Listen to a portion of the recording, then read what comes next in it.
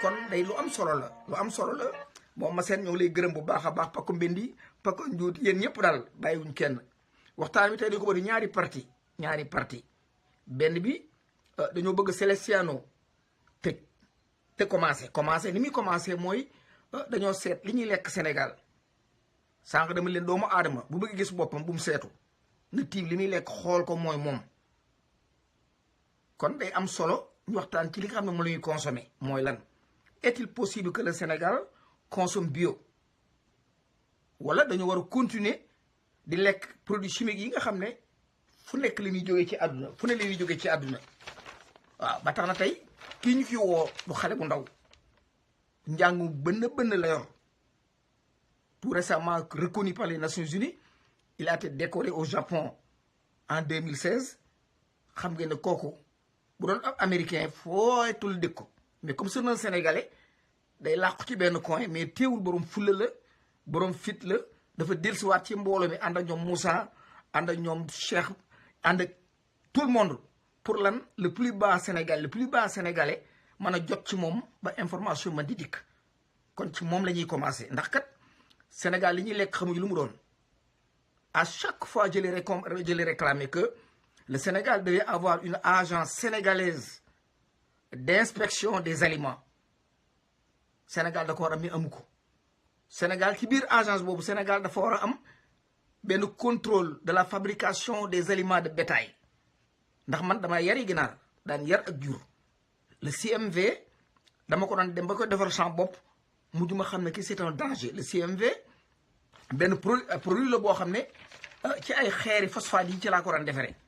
nga xam ne c'est très dangereux maanaam complément minéral vitamine kooku am na bu ginaar am nañu ko jox ginaar yi xëy di neew yi am nañu jox bovin yi maanaam bu animal nga xam ne produit la boo xam ne antibiotique da nga ko ciy def da nga toj ay xor def ci da nga jël pou bi nit sax def ci loo for rek mu jëm ci nat da nga ko ci jaxase pour di ko xonte ginaar yi pour ginaar yi mën a rëy te loola nit a koy lekk kon bi ma di leen sànq boo bëggee gis li nga doon xoole li ngay lekk kon ginaar yi ni leen di xonte ak jur gi lu am solo la meew mi aussi ni ñu koy defaree CMV bi li ñu jaxase ak yeneen sukkar yoo xam ne genre sukkar yoo xam ne déchet sukkar yi jóge Richard Toll pour nag yi di ko mar di naan ñu sotti meew loolu lépp ay danger la yoo xam ne bëgg nañ cee waxtaan daal pour mu leer Celestiano heure bu la neexee mën ngaa dugg dama doon nuyoo rek doon la présenter la ce n'est plus la peine parce que ñëpp la xam Sénégalais yëpp la xam Sénégalais yëpp bëgg a jot ci yow kon bu amee occasion bu mel nii dañ koy fructifier ba tout un Sénégalais tout un Africain même wala tout être humain man cee jot pour mën a xool sa bopp Celestiano heure boo bëggee dugg rek mën ngaa dugg bu ko defee mu dugal la ñu mën a démarrer waxtaan wi dana am solo trop nañ ko dugloo am xel waaw Sénégal dafa am beneen bureau boo xam ne de contrôle des aliments de l'importation maanaam lekk yi dugg si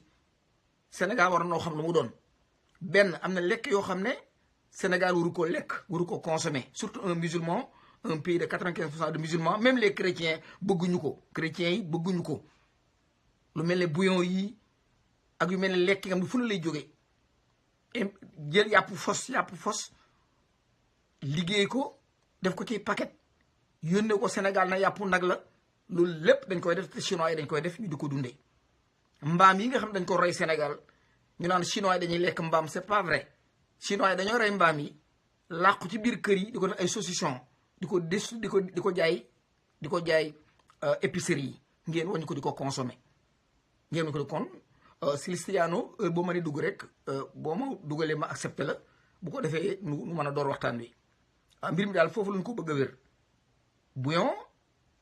kenn ku ne xam na ne cancer yu bon lay joxe lay joxe te teewul nit ñi mënuñu koo bàyyi ndax dafa benn produit boo xam ne boo ko ci laalee day mel ne crack kenn mënutu laa tàggale ak jumbo même jigéen ñi ak luñ mën a togg il faut ñu jëli bouillon def ko ci parce que dafa mel na drogue dafa mel ni dañ leen a drogué ba tax na itam da doon dagan ñun ñi ci àll bi day musuma dugg ci benn waañu américain man fekk fa loolu ngi wax tib masi musuma koo gis te seetlu naa lenn type magique boo ñëwee aéroport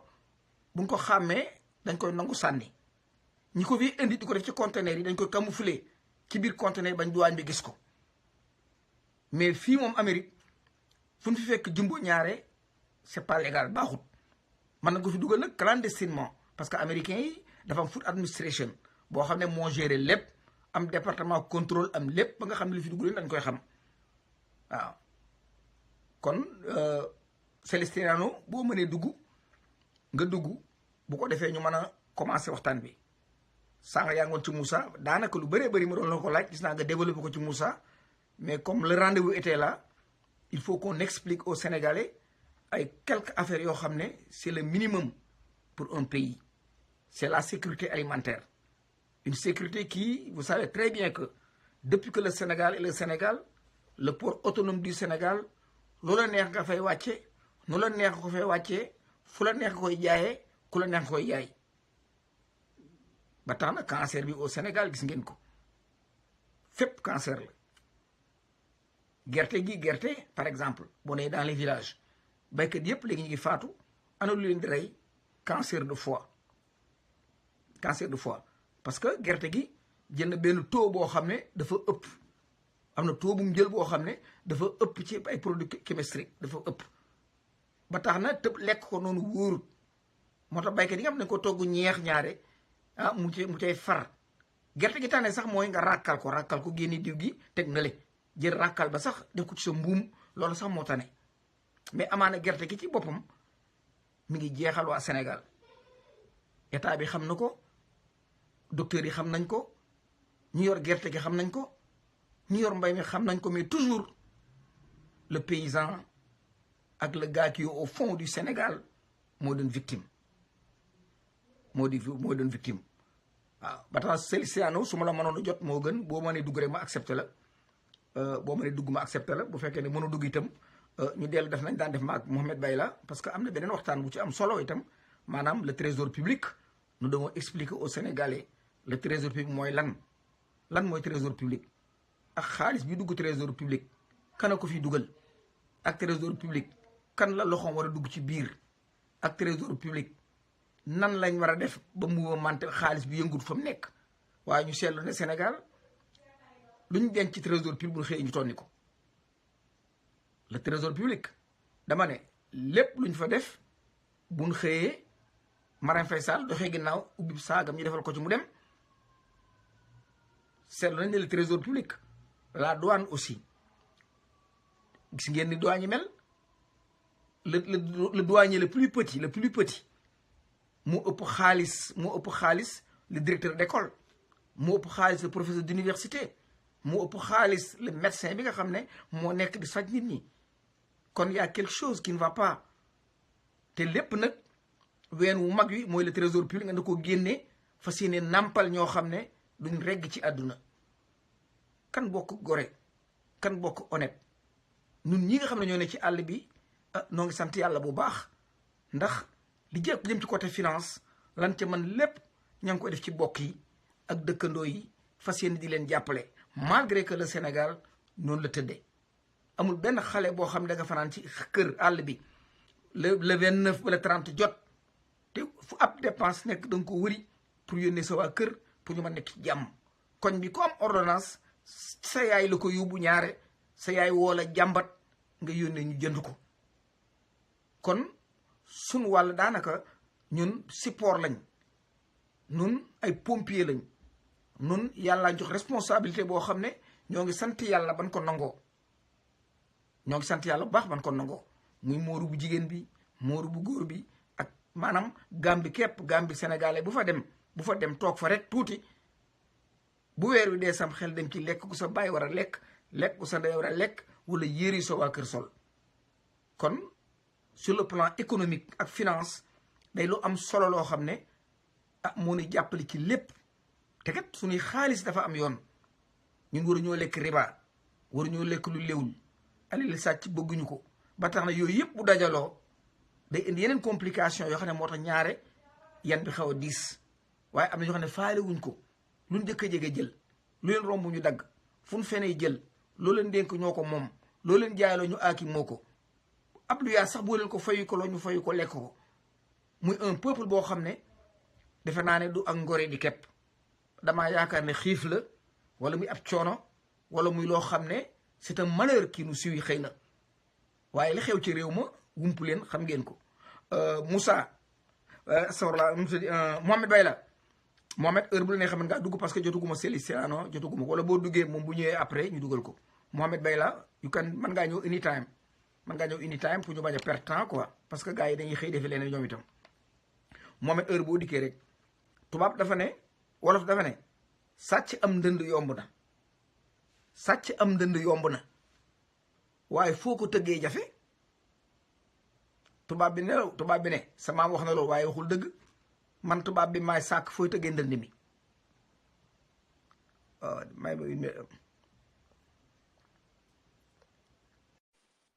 ala Mohamed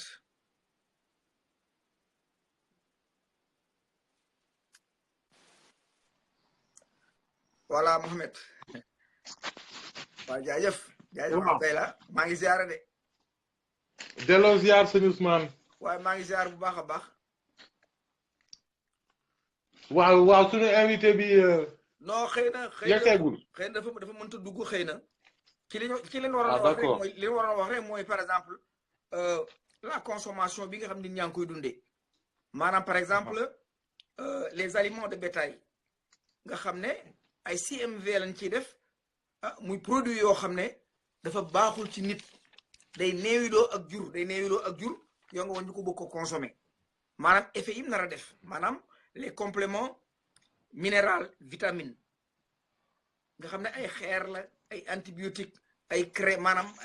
ay demi douce ay butité ganaar maanaam lépp ngay for jaxase ko xëpp ko ci aliment bi jur gi woon ko consommer waat ko nit ñi woon ko lekkaat ko ci côté boobu laa bëggoon a wax ak moom mais comme dikkagul xëy na mu dikk nag xëy na mu ñëw léegi mais yow suñu boor lii la Mohamed allo. oui. li ñu war a waxtaan maa yow ci point bii la damaa bëgg nga expliquer Sénégalais yi le trésor public mooy lan ak koppar yi nga xam ne moo fay dugg fan la jógee ak koppar yooyu fa nekk lana ko fa war a jëlee ak bu fa jógee fu mu war a dugg ndax ñun xam nañ ne le trésor public mooy sàq mi nga xam ne askan wi ko moom ñu foofu suñ lépp di ko ca def suñ calcul budgétaire di génne foofu mais ñu seetlu ne luñ fa denc rek am ko ndoxi ginnaaw jël ko mu bëggoon nag boo nu mënee may tuuti sax xam-xam ci rôle trésor public ak ña ko war a gérer ak xaalis fu mu war a jóge ak lu ko fa war a jëlee ak ña ko war a déplacer ak ñu ko war a laal ak pourquoi ñii mos ñii duñ mos ak ñoo xam ne au Sénégal xam nañ leen ils sont entretenus par le trésor public il y a des maisons au Sénégal depuis l'indépendance ils sont entretenus par le trésor public waaw naa la bàyyi nga dem continuer en attendant xëy na Célestino dina ñëw. waaw maa ngi lay remercier sëñ Ousmane donc di la nuyu suñu followers yëpp di nuyu doomu Sénégal yëpp trésor public mooy naka lañ ko mën a firndaalee mooy portefeuille yu askan wi mooy portefeuille askan wi ci trésor public la ñuy dencee bépp taxe bépp impôt boo xam ne sénégalais yi ñu ngi koy dugal dans le but de constituer une cagnotte commune te tamit dérive yi nga wones bi ngay wax sànq ci sooru douanier yi nga xamee ne que au Sénégal on constate des fonctionnaires de la douane qui sont des millionnaires au vu au su de tout le monde ñëpp dañu war a xam ne que dérive yooyu manque à gagner la sur ce portefeuille commun ba pare dafay wone ne que ni ñu dencee xaalisu askan wi ak flux yi ko war a irriguer war nañ ci bàyyiwaat bët. Quand de simples fonctionnaires sont d'une action aussi négative pour les finances collectives, loolu yenootul maanaa. Donc loolu noonu laa ko mën a finale trésor public mooy portefeuille bi nga xam ne que Sénégalais yëpp fa la ñuy cotiser mu yore donc impôt yu nit ñi ak tout ce qui est taxe indirecte. Taxe indirecte yi y a la TVA, il y a les frais de transport pour acheminer les biens et services d'un endroit à un autre. Et qui parle de cet aspect dafay firndaal ne que suñu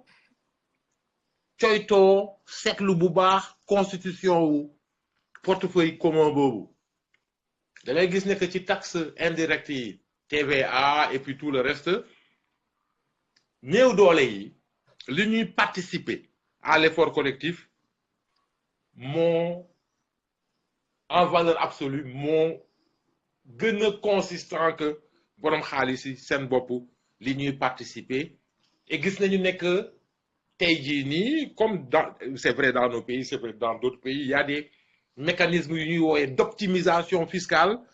qui font que la participation à l'effort collectif est de plus en plus moindre chez les plus gros portefeuilles de l'entité nationale. Donc su ma waxee loolu génne naa ay axes yoo xam ne dafay wone lan mooy fonctionnement wu fonctionnement wu finance collective yi lan mooy problématique yi nekk autour de ces dysfonctionnements-là et naka la ñu war a mun a envisager ay solutions pour ñu am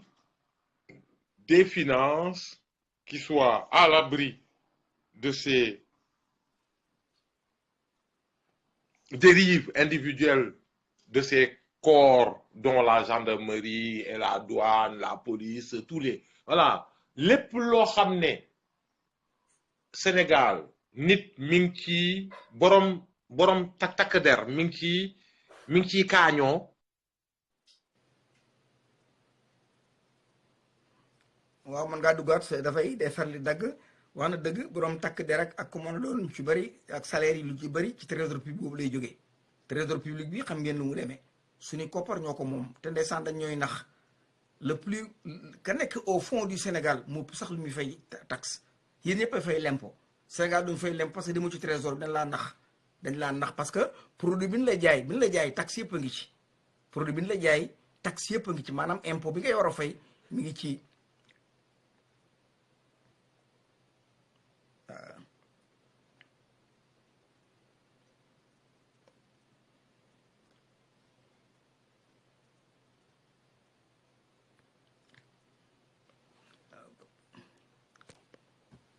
Mohamed maa ngi ñëwaat de xaw a bàleen ma voilà yaa ngi ñëwaat le Sénégal qui est au fond du Sénégal mu ëpp li muy fay impôt ndax bu ngeen kilo soble la jënd soble bu nekkee Dakar day gën a yomb mais frais de transport yi ak ba ba muy àgg maya yi loolu lépp ay àq la yoo xam ne état bi da ko ci teg soble si bu doon jël juróomi dërëm Dakar juróomi dërëm ak genn wàll lay jar ci àll booba kon trésor day topp soble si ba àgg Kajoor jël wàllam kon bu leen gëm ne fooy leen impôt yéen ñëpp a ngi fay impôt même liir yi mais mi leen jël ñu ko nàmp ab impôt baa ngi ci koppar yooyu nag dama ne nit waru koo lekk alalu askan wi doxal ñu dem Mohamed boo duggee. waaw donc effectivement soo seetloo sur cet angle de vue là di nga gis ne que li ñuy imposer li ñuy taxer néew ji doole yi li ñuy taxer nit yi gën a nekk en périphérie nit ñi gën a sori loolu directement loo xam ne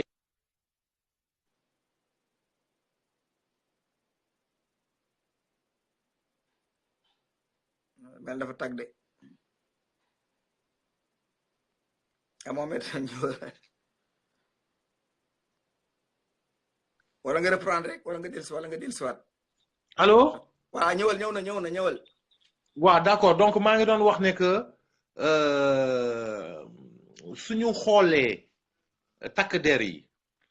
lépp lu ñuy kaañoo nit ñi dañu war am conscience Sénégalais dañu war am conscience ne que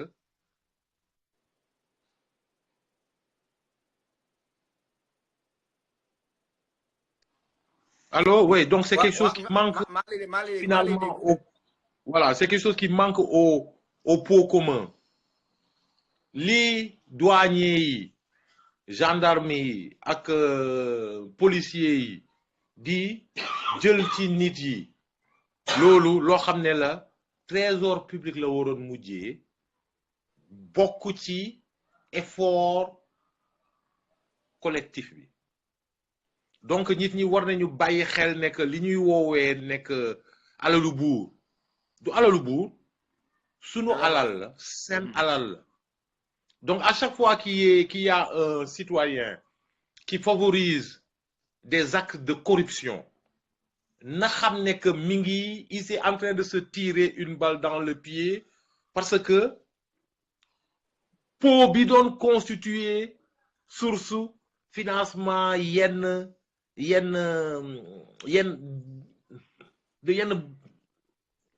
programme yenn besoins yi ça va être un pot qui va être amoindri du fait de cette corruption-là. Donc, à chaque fois qu'un Sénégalais va préférer donner de l'argent à un agent de douane, à un agent de police, à un agent de gendarmerie, plutôt que de mettre directement cet argent-là dans les finances et dans les caisses de l'État, il est en train de militer contre ses propres intérêts. Très bien.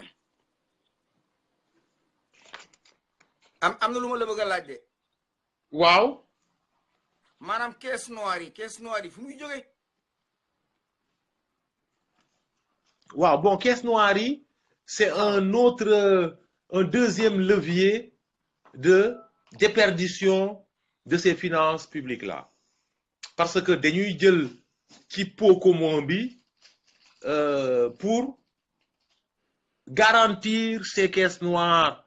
du chef de l'État, du président de l'Assemblée. Et l'OLUIEP, non seulement il y a les problèmes de lisibilité et de traçabilité de ces sommes-là, il y a la corruption qui est orchestrée autour de ces caisses-là, mais en plus, c'est de l'argent qui va manquer pour les besoins les plus pressants en matière de santé, en matière d'éducation. Ñun genre pays ñu am il est absolument anormal Ousmane Dramé ñuy am ay caisses noires. Ça c'est des choses qui ne reposent sur aucune logique, sur aucune efficience. Donc loolu moom loo xam ne la war na dog ci organisation société bi parce que c'est de l'argent qui est attribué de façon indue à nos autorités politiques et qui manque à l'effort de développement qui est censé être le nôtre. Loolu moom war nañ ci am un débat national ñu régler cette question-là une bonne fois pour toutes. man doguma caisse noire yi moom du leneen lu dul sàcc. doguma li ma gis fii ci state bu New York par exemple le maire daañu bàyyi benn stock d'argent nombre bi xam nañ ko kan la ca loxoom war a dem question bu am solo la benn bu fekkente ne contrôleur bi réunion nañ waxtaan nañ ba ne ci lii lañ ciy def yaa ngi dégg mu doon làmb def bu fekkee ne affaire bi jàmp na mën na caa làmb def waaye contrôle di xaalis bi da koy delloo siwaat ci kees gi mu doon benn nombre boo xam du fa jógee bu dee 20 millions yi képp lay doon bu fekkee ne mais dafa yàkkamti kenn nekku fi mu def ci loxoom bu fekkee ne yàkkamtiwul ñu wote benn budget bu toppatoo loola bu fekkee ne yàkkamti ne ba dem ci contrôle après ni wote beneen pour remplacer waat xaalis ba mu nekkoon waaye li ma gis Sénégal moom ay waxandee xaalis la ñu teg ko ci ron taabali président bi wala assemblée nationale ñuy tibbi di maye ak di sàcc di rawale kon Mohamed boo dellusee dafa am lu ma la bëgg a laaj encore loo xam ne il faut nu waxtaan ci daal Mohamed dugaat yaay may ma une minute rek Mohamed ba ñëwaat may lu une minute rek day xam nga day dagg neexul quoi neexul parce que am na loo xam ne bëgguñu koo dégg ñoom te ñun dara mënuñoo tax a noppi déedéet dara mënuñoo tax a noppi Mohamed maa ngi lay déglu Ousmane. dafa am côté boo xam ne aussi bëgg naa parce que sunu maam lu mu mas a wax dëgg la sunu maam dara wax naan sàcc am ndënd yomb na waaye foo ko tëggee jafe tubaab bi ñëw ak beneen xam-xam ne sàcc leen ba mu neex leen danaa leen wutal fi ngeen ko tëggee daal di créer ay paradis fiscaux et ces paradis fiscaux là les grandes démocraties du monde daanaka ñoom ñoo ko taxawal ku mel ne City of Londres boo ñëwee France gis nga ko boo demee Monaco loolu neex def boo ñëwee la Benelux gis nga Luxembourg boo demee Cayman Island ba ngay wàcc Bahamas maanaam boo demee Dubaï ci réewu naar yi maanaam léegi boo sàccoon 250 milliards tubaab bi wutal la géew boo xam ne mën nga faa tëgg sam ndënd man doon laaj xaalis bi ñuy sàcc ñoom nuñ koy sàcc ci trésor public bi ak corruption bi nga xam ne moom la ñuy def mooy ay koppar di fexe ba génne ko réew mi ni def ba génne ko réew mi ak banques yi nga xam ne ay paradis fiscaux la ñu leen di wooyee ñu jël di ko fa yóbbu te état ay démocrate moom ko boo ñëwee Amérique par exemple les coopération États-Unis ñu bëree bëri Delaware lañ jëm New York gii booy ma ne 60% coopération yi Delaware lañu registré pour lan pour truquer képp state bu New York ngi fi mën leen a jox coopération mais duñ fi dem Delaware la ñuy dem parce que Delaware moo gën a ami ndoxum Aliou Sall gis nga bi muy ubbi compagnie bi lu tax demul Guédiawaye Aliou Sall lu demul Pikine Aliou Sall Dakar bu ko compagnie lu tax mu dem ba Cayman Island dafa ubbi te li ñuy jaay Sénégal yee ko moom. waaw mais tu as raison Ousmane. Voilà, allez-y. Tu as raison paradis fiscaux yi ay outils la ay outils la yoo xam ne dafay favoriser lu ñuy woowee l'évasion fiscale et dafay maintenir la mainmise des grands portefeuilles sur l'économie mondiale. Lu tax ma ne que benn outil la boo xam ne dafay xoolal année bii ñu passé nii chiffres yi ñu xam ñi ngi wax ne que 1% nit yi nekk sur terre capitalisé nañu plus de 92% des ressources, des richesses qui ont été produites au cours de l'année écoulée. 1%. Donc, si en plus, donc loolu muy benn évidence structurelle boo xam ne mi ngi sunu bët nii xam nañu ne que la rétribution du capital aujourd'hui est à un niveau tel que toutes les dividendes de l'activité sont dirigées vers les porteurs de portefeuille. waaw léegi loolu soo ko boolee ak le droit qui leur a été concédé ñu def li ñuy wooyee optimisation fiscale donc ñu am ay procédés légaux yoo xam ne da leen di permettre ñu wàññi ñoom effort bi ñu war a def à la constitution de cet ensemble de potentialités collectives là dinañu gis ne que ñi ëpp xaalis ci àdduna ñi ngi organiser wu système bi mi ngi teg ay moyens yoo xam ne da leen di permettre non seulement ñi aakimoo richesse yi mais ñu minorer seen participation en termes d'impôts, en termes de participation à l'effort collectif. système bi soo ko xoolee da ngay gis ne que teguwul ci justice li ñu woyee la justice fiscale teguwul ci équité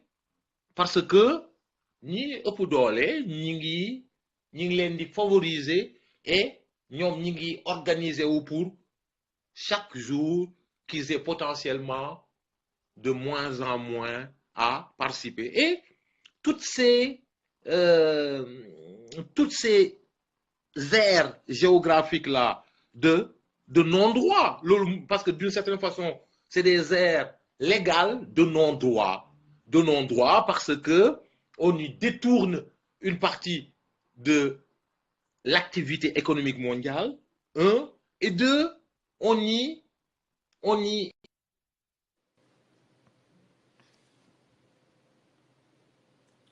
oh yaa day rëcc dafay rëcc quoi dafay rëcc mais na nga di kaata Modou Galsen ñoo ngi lay ziar bu baax jaajëf bësal bu baax sëñ Amidou Amar ñoo ngi ziar man ngaa ñëwaat anytime dafay faral di dagg parce que li ñuy wax dëgg la te dund ko bàyyee ndax trésor public maanaam ab këll la boo xam ne ci la dund kër gi ne ñett ñi rek ñoo koy lekk ñoom dong daal waaw ñun daal musuguñ ko te am ci wàll taalibe yi ne ci àll bi taxawaalu mbedd mi gis ngeen leen dañuy taxawaalu ba guddi jot duñ fi tëdd sax duñ ko am waaw jël alali Sénégal ji nag nga xam ne moomoo ko defe naa ne ay chrétiens yi am ci wàllu bu baree bari jullit yi am ci wàllu bu baree bari taalibe ak dong yi am ci wàllu bu baree bari silmaxa yi ak gaana yi ak ñi wopp am ci lu baree bari Marième Faye Sall def ko ci ab saaga moom gàddu ko ñëw ci may sis mii dafa jënd ay saa yu $3000 dama def foog mu wax ko l'argent du trésor public Aliou Sall moomu ko lim ci jël na ko delloosi ak ku ko mën a jël ku ne yaa ngi lekk loo xam ne sawara la jëmee kon riba dama la ko riba amul sëriñ de riba amul wàlliyu riba amul doom ju ndaw riba biir bu mu dugg bu nekk borom dana woccu dana koy yàbbi sunu borom raxas ba mu set delloo borom te daañu ko mais dans le cadre du Sénégal et de waaw mais dans le cas du Sénégal et des frères Sall li gën a insupportable mooy dañu jël donc caisse des dépôts et consignations donc une partie de ce portefeuille commun là ñu jox ko Alioune Sall ba pare changer mode de fonctionnement interne caisse bi de telle sorte que en fait le frère du chef de l'État va avoir nos sous à disposition. Il va avoir la possibilité matérielle de mener des opérations avec ces sous-là à notre détriment. Mais Sénégalais dañu war a bàyyi toog di seetaan Ousmane Dramé. Ce qui se passe dans ce pays tous les jours que Dieu fait, jéggi na dayoo. Parce que prendre le fonctionnement de cette caisse-là et l'organiser, en changer les modalités pour que ça aille comme un gant à la voracité du frère du président de la République, dans des pays normaux, dans des pays où il y a de la légalité, où il y a une loi qui est là, valable pour tous, loolu mënul am. Donc benn aspect où les Sénégalais yi par leur manque d'engagement permettent Macky Sall, non seulement il a pris nos puits de pétrole jox ko rakkam mu def ci ay milliards, mais en plus là il a pris concrètement une partie de notre caisse jox ko le même frère ba pare nag def ci ay attributions yu bees ay changements de fonctionnement yoo xam ne day koy permettre mu def encore plus de milliards. te su Alioune Sall jëloon caisse bi yëpp Ousmane Dramé dugal ci poosam dara du ko ci fekk. loolu mun nañ ko wax parce que gis nañu la constance avec laquelle le régime recycle des voyous en col blanc. Gis nañu la constance avec laquelle des gens qui ont été épinglés par les services de contrôle de l'État sont blanchis de fait par Macky Sall et son régime. Donc man awma benn difficulté wax ne que Aliou Sall su këppoon jël sunu caisse des consignations milliards yi fa nekk yëpp mu yóbbu ko dans un compte à l'étranger dara du ko ci fekk non seulement dara du ko ci fekk mais la justice est tellement assujettie et sous ordre est tellement corrompue par l'exécutif que il y aurait pas de saisine, rien ne se passerait. Donc, lolo, cette dimension caisse commune, cette dimension monétaire, beaucoup de sur éléments yi ñu mën a opposé à cette gouvernance en place là, beaucoup na ci raison yi tax sénégalais yi war a débarrasser wu de Macky Sall et de l'APR. doguma la moi je ne suis pas violent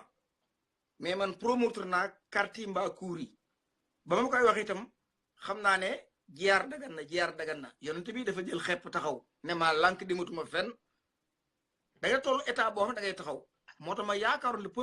peuple sénégalais war nañu trouver une solution ndax depuis 58 depuis 50 même format bi li ñuy jël aller aux élections peut-être aller aux élections peut-être et puis ñu gis Macky Sall maanaam trucage bi mu def ñëpp xam ne daa sàcc ñu fekk su ko fa accepté koo ànd ak moom man loolu lu ma jaaxal la Macky Sall di seet li trésor public def gis ngeen ko ni mu jaxasee administration bi gis ngeen ko ni mu jaxasee kër sëriñ si gis ngeen ko ni mu jaxasee parti politique gis ngeen ko maanaam jël réew mi teg fële droit jaxaseel ko boppam ba pare dese ne ay élection boppam ne kaay leen ñëw man élection nit ñi xatraay pour bokk ci man je condamne parfois le peuple sénégalais. Oui, mais le peuple sénégalais a condamné Ousmane. Voilà. Le peuple sénégalais a condamné, mais en même temps, da ngay gis ne que sunu architecture institutionnelle dafa faible. Faiblesse su architecture institutionnelle bi ak le caractère extraverti des prérogatives de l'exécutif moom la ñu war a remettre en question. Man de prime abord muy Sonko muy keneen du ma nangu prêter l'oreille à un seul leader politique qui parle d'alternative sans nous dessiner un chemin qui va rééquilibrer cette distorsion constitutionnelle là. Tant qu'on ne m'a pas parlé dans le programme en amont d'indépendance de la justice, de rééquilibrage institutionnel, de la cessation de l'ère du président roi, moi, il n'y a aucune... Lolo, c'est une dimension que je ne peux pas mégoter. Un leader politique qui n'a pas une réflexion aboutie en amont et qui n'a pas des propositions à mettre sur la table, je ne lui prêterai pas l'oreille. J'estimerai que ce monsieur-là ne fait pas avancer la problématique de reprise en main de ce système-là. Comme le problème est un problème de système, il faut qu'on ait le cran de poser le vrai débat. Et le débat, il est autour de l'omnipotence du président de la République. Donc, rééquilibrage institutionnel, c'est un passage incontournable. C'est un passage incontournable. Le fait que Macky Sall ait la main sur et l'exécutif et le judiciaire par le biais de l'assujettissement qu'il y a et qui passe par les nominations souvent de gens qui devraient même être à la retraite et qui sont quand même maintenus pour que ce coup d'état électoral-là puisse être mené à bon terme. Lolo, soo ko jëlee nga mettre ko en rapport avec les autres leviers d'oligarchie qu'il y a dans ce pays, muy l'oligarchie religieuse, muy l'oligarchie administrative que tu as bien mis en lumière en nous parlant de ces fonctionnaires de douane, de ces fonctionnaires de gendarmerie, de ces fonctionnaires de police qui sont dans des excès visuels et évidents. Tant que posez-vous le débat qui consiste à faciliter un rééquilibrage institutionnel, li ñuy joytu nii yëpp dara du ci mun a saafarawu parce que c'est cette hypertrophie là qui a permis à Macky Sall, bien sûr avec le support d'un peuple qui jusque-là avait été quand même plus ou moins habitué à ce que les choses se passent dans une certaine forme de légalité. Et les Sénégalais, ils sont aujourd'hui piégés parce qu'ils sont en face d'un profil qui est dictatorial et tout leur vécu, toutes ces habitudes liées à la certitude que la carte peut être une arme décisive, elles sont devenues caduques. Elles sont caduques parce que ces armes conventionnelles-là qui étaient efficaces du temps de Abdou Diouf, plus ou moins, du temps de Abdoulaye Wade, elles ne le seront plus avec Macky Sall parce qu'il est dans l'imposition, il est dans le passage en force permanent. Donc ce peuple, je le comprends un petit peu, même si je ne l'excuse absolument pas. Et en plus, je suis conscient qu'il va devoir sortir de sa zone de confort du fait de la psychologie même de ce tyran qu'il a en face. Très bien. Moi j'en suis persuadé. gis nga doguma la wolof dafa ne yaakaar am na solo am nga droit yaakaar waaye dëgg gën a wér dëgg loo yaakaar na doon dëgg da ngay xool Macky Sall maanaam yéen ñi nekk France yéen a ngi jëm Lille opposition bi Lille ngeen war a dem Macky Sall jël leen yóbbu gare de l'Est dugg leen ci ab train ngeen nangu ko du yàgg mukk ba ngeen àgg Lille du yàgg mukk mais ci est ba ngeen jëm opposition bi xam nañ ko xam nañ ne train bi Macky Sall gaare pour ñu duggandoo ci ñun ñëpp destination mu war a jëm muy la victoire du foofu feneen leen Macky jëmee man li man na xari mooy ñu xam ne ndab li posen na ci ne xam ne ndab li posen la ñun ñëpp ñu giiroo ko wala ñu defandoo ci suñu loxo man c'est ça mon problème damaa amoon yaakaar lool ci PDS ndax gëm Ablaye Wade ndax Wade mosaane jiitee mbool rek àdduna tukki ba Wade ne man ay élection dootuma ko séq ak baadoolo bii dama bëgg dama daan laaj pour xale yi topp ci Wade jël cour gi mais ba ma déggee ma naan sama dooma bu sul sama doom kenn du falu ci laa dem ba déggale man xamatuma lu may def la crème du PDS nga xam ne xale yooyu PDS normalement moo war a jël réew mi PDS normalement mais combine xeetu combine yooyu dafa sax ci Wade dafa sax ci ñoom ma xam ko man j'ai grandi ci Wade ci seen dafa am loo xam ne daganuñ askan wi ci bopp moom le PDS ak le PS la solution du problème ñoo ñoo ko doon trouvé bu yàgg avancé yeneen parti li am mais ay transhumants yoo xam ne jël du seen i bagage fekk Macky Sall pour ñu ci seen biir nga xam ne ñun mosu ñoo nekk kenn lu ñu xam Macky jël paqueté ak ñu jëm Lille ñu garde l'Est ñu xam ne fii ñu dugg train bi te le peuple ne peut même pas inventer une solution les intellectuels malheureusement nga xam ne ñu waroon yee askan wi ils n'ont aucun niveau pédagogique pour jot ci askan wi ubbi seen bopp yi ba ñoom seen bopp ñu ànd ak askan wi tàbb ci saxaar gi du yàgg mukk ba ngeen di romb Tourcoing bay dem Lille doxal ñu dem. waaw mais xam nga ñi ngi doon laal les différents leviers d'oligarchie. loolu xam nga lan lay firndaal. le caractère de transhumant et le caractère alimentaire de l'écrasante majorité de cette classe politique-là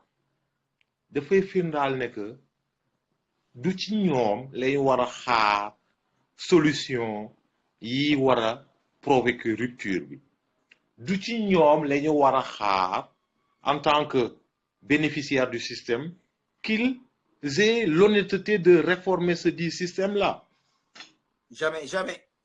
Voilà, mais ça c'est une constante, Ousmane Dramé, dans beaucoup de pays du monde. Les politiciens voilà, ils donnent des engagements qu'ils ne respectent pas ensuite. Ils donnent des engagements qu'ils ne respectent pas ensuite. xam nga bu revenir ci fixe bi par exemple xaalis bi bu ci revenir par exemple le politicien sénégalais très souvent aime de donner par exemple des taux de croissance et je trouve que c'est impossible de calculer les taux de croissance au Sénégal kenn mënu ko calculer du dëgg Sénégal mi ngi fonctionner 70% yi informel maanaam baykat bi li muy xam ne moom lay ji boo demoon tey ministre de l'agriculture xamu ko baykat bi aussi bu produire ba pare lam cay lekk état bi xamu ko lam cay nduxum ca marché état bi xamu ko bateau yi nga xam ne dañuy wàcc Dakar bateau yi nga xam ne dañuy wàcc Dakar 70% bateau yi ku ci yeb sukkër soble ngay déclaré ku yeb tamaate ne kaari ci ne ku yeb ay weñ ne ay bunte ci ne mu benn confusion boo xam ne munoo am buntu boo jaar ba calculer ces taux de croissance là loolu doyul douane bi 35% coppe douane bi da koy sàcc kooku moom ñëpp xam na ko beneen ba ca des mooy caisse noire yi nañ koy jaay xamuñu ko beneen ba ca des mooy koppar yi nga xam ne ñoo war a jënd gerte wala ñu war a jënd xamuñu fi koppar yi jógee xamuñu kañ lay dikk ba ca tegu mooy xaalis bi nga xam ne dañ ko dugal ci éducation bi daanaka 25% yi fépp yi dugg institut yi gisuñu dara keneen gisul dara moo tax quand je vois un expert comptable un politicien bu taxaw naan les taux de croissance di toppandoo tubaab yi tu as besoin d'un matériel logique pour faire ces calculs là la population du Sénégal xamuñu ñaata nit fi ne xamuñu ko ñi ci àll bi xamuñu ñaataa fi ne ñi ci àll bi li ñuy dugal te dañuy làmbatu li jël des ñoom képp nañ xamuñu la ca des baykat yi li nga xam ne moom la ñuy bay ak di ko produire di ko def seen sàq yi état bi xamuñu mu toll amul benn statistique boo définir chômeurs yi kenn xamul fu ne kenn mënut a orienté fu féete ñi des ci àll bi ak exode rural bi daw dugg biir Dakar xamul ñu mu doon informel yi marchand ambulant yi borom passion yi ñi nga xam ne dañuy yalwaan ak jaay banaan ay daw loolu amul benn statistique bu ko mën a déterminer dama ne arrêtons ces conneries là bu fekkee ne bëgg nañu liggéey nañ créé si banque centrale toogaat di fi ñuy benn politique monétaire boo xam ne daañu ci mën a aw di yéega ak di wàcce ak di dugg ci marché maanaam le contrôle de notre portefeuille tant que ñu dugg loolu pour ñu mën a dugg ci Sénégal loolu mën a répétition yi bëri na élection pour ñu dugal nga ñëwaat toog xaar beneen élection donc élection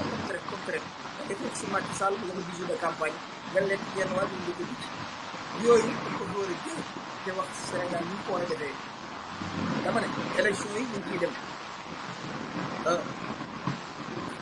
waaw mais Omar waaw mais Ousmane waaw xam nga da nga démarrer benn présupposé yaa ngi wax waxu état xam nga état c'est une machine qui a pour fonction de s'emparer des problématiques collectives et de trouver les moyens d'en assurer la bonne réalisation. Léegi soo xoolee ne que dans le cas du Sénégal systématiquement tout est fait pour maintenir un monopole des intérêts français sur notre marché intérieur. Di nga gis ne que l'État ne joue pas son rôle en vérité. Et loolu c'est quelque chose qui est fait sciemment. Man gis nga bokkuma ci nit yi nga xam ne que dañuy wax ne que ñi nekk en place au Sénégal ils n'ont pas les moyens intellectuels d'avoir une lecture efficiente des problèmes qu'ils ont en face. C'est qu'ils n'ont pas la volonté de les résoudre et ils sont cornaqués dans les liens qui les maintiennent dans la dépendance vis-à-vis des anciens donneurs d'ordre français. Tant que yënguwuñu ba imposer benn donne boo xam ne dafay forcer nos politiciens à aller dans le sens des intérêts nationaux xoolal jarul ñuy toog fii di espérer quoi que ce soit comme avancée en termes de développement, en termes d'endossement de toutes ces problématiques-là. Parce que munoo di soucier wu ci intérêt wu keneen ba pare di soucier wu en même temps ci sa bos. Loolu ay choix yu simple la yoo xam ne defuñu ko ñun gis nañu même si voilà c'est notre pays mais on voit à quel point ce pays-là est dévoué aux intérêts français et donc tant que amuñu honnêteté intellectuelle ou poser vrai débat yi xawma naka la ñuy mën a gisee ay yoon yoo xam ne dinañu mën a satisfaire Ousmane Dramé du ñu mës a jóg ci ay soucis tant que posé wuñu le problème de la rupture et de la césure d'avec l'ordre colonial. Cet ordre colonial qui fait que Eiffage se tape tous les contrats chez nous, de même que Sénac, de même que voilà, toutes ces multinationales françaises-là. Et la croissance dont tu parlais tantôt, c'est une croissance qui est extravertie dans le cas du Sénégal. Parce que cette croissance-là, elle est portée par des intérêts qui ne sont pas les nôtres. Elle n'impacte pas, cette croissance, le panier de la ménagère. Donc, on parle d'un agrégat économique qui n'a pas prise sur le réel. Voilà, c'est un argumentaire qui est bon pour qui est bon pour endormir. waaw wala solo neexee ma ngaa dellu si dafay yéeme un intellectuel est un homme de solution depuis 58 ba nag ndeysaan peuple bi dans la tristesse ñu ngi topp seen ginnaaw defe naa ne jot na ngeen delloo si seen xel ñu seet buntu boo xam ne mën nañ cee jaar pour askan wi nekk seen indépendance parce que mbir mi nag neexul gars yi sonn nañ fii ne boo demee Bawol kenn desatu fa ngay dem Siin jël nañ seen i bagage Kajoor moom tas na tasar ci askan woo xam ne ils ont le droit de vivre dans leur propre pays ils ont le droit ñu appliquer li ñu bokk ñu laal ko waaye bu ngeen xoolee Mohamed nax yi métti na te l'intellectuel est incapable de trouver une solution et je dis que une solution mënta ñàkk tant que une révolution amul une révolution képp moo mën a installer une solution waaye bindi livre rek woote ay réunion waxi conférence ak Senghor man taxaw naa ñu teg ab bërigo yéege ko ci kaw muy wax ba léegi ci ay salle de conférence yu luxe la ñuy nekk di wax te ba te dara soppikuwul moo tax defe naa ne dafa jot ñu jéem a wëlbati système bi ci beneen boor mooy par A ou B le système doit être changé askan wi génnandoo bëggandoo lenn soppi réew mi soppi woo xam ne bi yoon na woon ci laal dara yeneen la ñuy def boo ko gëm rien n'est possible dans la dépendance rien n'est possible dans le problème du Sénégal c'est la dépendance et l'ignorance parce que quand tu es ignorant tu dépends de quelqu'un et cette ignorance là mooy li nga xam ne moo pour si ñuy ba ab Sénégal bu jógee sax xel ma important jëli bi ci réew la koy def jënd ci àll ba la koy def coupe du cumwaar laa wax ba ko su ma defaree ba léegi jànkat bi doon ci dara coupe du cumwaar laa la wax coupe bu ko bëggee Dubaï la ñuy dem état du Sénégal ay lampe banal yi ñàkk fay yi nga xam ne boo demee dans les pays sous-développés ñoo ko defaral seen bopp Sénégal da koy jënd ci France maanaam doy na war daal naa la bàyyi nga du comme dugg daal booy koy bay dagat waaw mais yaa ngi doon wax sànq ne que dañu soxla jàll par benn process révolutionnaire gis nga Sénégalais yi li ñu bugg comme rupture et qui colle à la vision de Sonko loolu dañu war a xam ne que xam nga gis nañu ay marabout génn di voilà di jéem a taxal Sonko di wax ne que waa Daesh ñoo ko ngemb tout ça xam nga loolu lan lay firndaal que dans cette volonté de changement les Sénégalais vont avoir toute l'oligarchie politique coalisée contre ce but-là. Loolu mooy expliquer tous ces ralliements-là autour de Macky Sall. Ils vont avoir toute l'oligarchie religieuse coalisée contre ce but-là. Loolu mooy expliquer les alignements de certains khalifes derrière Macky Sall. Loolu mooy expliquer les sorties de certains guides religieux contre Sonko. Et nañu xam ne que ces fonctionnaires de douane là, et c'est pas voilà, il y a des fonctionnaires du service des impôts qui sont aussi voilà, qui sont aussi dans des voilà, dans la grande corruption. Le tonton foncier qui existe dans ce pays, il se fait bien en liaison avec tout un pan de l'architecture administrative. Le directeur des impôts et domaines est mouillé. Oh, Toute conseil la milliardaire. hiérarchie, toute la hiérarchie derrière Amadouba est mouillée. Donc, donc ce pays a comme souci l'égoïsme et le nombrilisme de la plupart de ses fils. Les gens préfèrent être dans une collaboration qui leur garantisse des prébendes plutôt qu'être dans une attitude patriotique qui, elle, ne va pas les nourrir. Et ça, c'est favorisé par des dérives dans le conceptuel des gens. Un pays où on t'explique que njëriñ loo fekkee.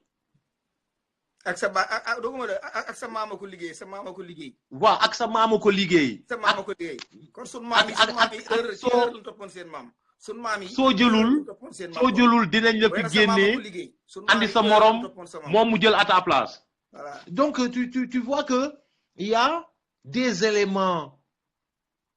sociétaux qui sont à déconstruire. Le Sénégalais n'est pas assez patriotique pour le plus grand nombre et donc il va préférer collaborer, il va préférer se taire tout en essayant d'avoir une partie du butin, tout en essayant d'avoir un bout du tonton globalisé, plutôt que de se soucier de l'avenir de nos enfants, plutôt que de se soucier de la viabilité de l'entité nationale. ba tey ci tong-tong wa day dagg mais na nga del siwaat dama la benn exemple tuuti rek ci RFM matériel lu Sénégal lay utiliser yéen a ngi rappelé waa kër yu sudur amoon na fi problème ci bagage yoo xam ne RTS ko moom loolu doyul antenne bi nga xam ne sénégalais ko moom Youssou Ndour ci lay ñoddi bu baax a baax ay taxe impôt zéro du fay dara Macky Sall wàññiku ñam àndaloon mu rocc leen ñu créé yeneen affaire maanaam sama mafia bi ci média bi rek mafia boobu képp laa leen di wax moo tax bu ma gisee Sénégal yi dama leen di xaw a yërëm dama ne ay bandi ñoo na yor te l'islam jox nañu ordre pour ñu défendre suñu bopp les Nations Unies jox nañu ordre pour ñu défendre suñu bopp dès que un gouvernement mi ngi tàmbali trahir son peuple, le peuple a droit de se défendre. Fii Sénégal toll, le Sénégal a besoin d'une défense. Le Sénégal n'a pas besoin d'élection, mais nous avons besoin d'une défense. Une défense mooy li nga xam ne moo wóor parce que toll nañ état boo xam ne dama ne pour ñu mën a làmb suñu bopp daj suñu bopp ce serait l'impossible. Mohamed bu neex mën ngaa dugg dama doon remplacer en temps nga ñëw rek ñëwal. Wow, donc tu as raison, on a besoin d'envisager une défense collective, on a besoin d'envisager un changement de paradigme dans les postures citoyennes et puis d'avoir du courage parce que kii ñu ko digaaleel moom Macky Sall comme lépp ci doole la ko wekk mënuñu ne solution bi juste c'est une solution qui va être légaliste. Ça, moi, je n'y crois pas à l'espace d'un instant. Je crois que c'est la façon de faire de Macky Sall qui finira par imposer aux Sénégalais d'avoir une attitude autre que celle qui est la leur. Donc, moi, je suis donc persuadé qu'il va voler les élections à venir et que, partant de ce constat-là, les Sénégalais vont être obligés d'adopter leur attitude à la violence qu'ils ont en face d'eux. Donc, loolu moom, je crois que épreuve la boo xam ne ça amènera un plus de conscience et de maturité pour ce peuple-là parce que dinañu suñ ci jógee dinañu jàng lu am importance dinañ jàng ne que lépp loo xam ne xaruñ ci suñu tànk tubéy du mës a nekk et ce n'est pas en reportant nos responsabilités